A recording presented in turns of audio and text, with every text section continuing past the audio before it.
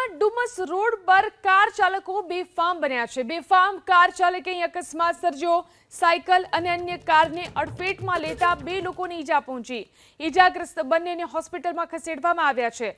Dumas road પર ISKCON મોલની પાસે આ ઘટના બની છે।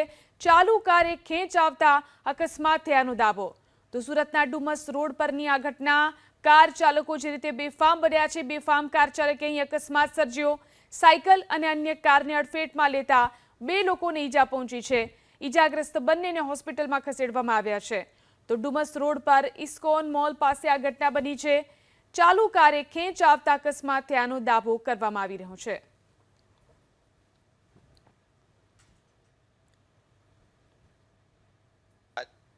સુરતના ડુમસ રોડ પર કાર ચાલકો બેફામ બન્યા છે। બેફામ કાર ચાલકે અકસ્માત સર્જ્યો। સાયકલ અને અન્ય કારને અડફેટમાં લેતા બે લોકોને ઈજા પહોંચી। ઈજાગ્રસ્ત બંનેને હોસ્પિટલમાં ખસેડવામાં આવ્યા છે। ડુમસ રોડ પર ઇસ્કોન મોલની પાસે આ ઘટના બની છે। ચાલુ કારે ખેંચ આવતા અકસ્માત થયાનો દાવો। તો સુરતના ડુમસ રોડ પરની આ ઘટના કાર ચાલકો જે રીતે બેફામ બન્યા છે, બેફામ કાર ચાલકે અકસ્માત સર્જ્યો। સાયકલ અને અન્ય કારને અડફેટમાં લેતા બે લોકોને ઈજા પહોંચી છે। ઈજાગ્રસ્ત બંનેને હોસ્પિટલમાં ખસેડવામાં આવ્યા છે।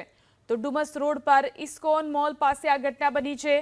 ચાલુ કારે ખેંચ આવતા અકસ્માત થયાનો દાવો કરવામાં આવી રહ્યો છે।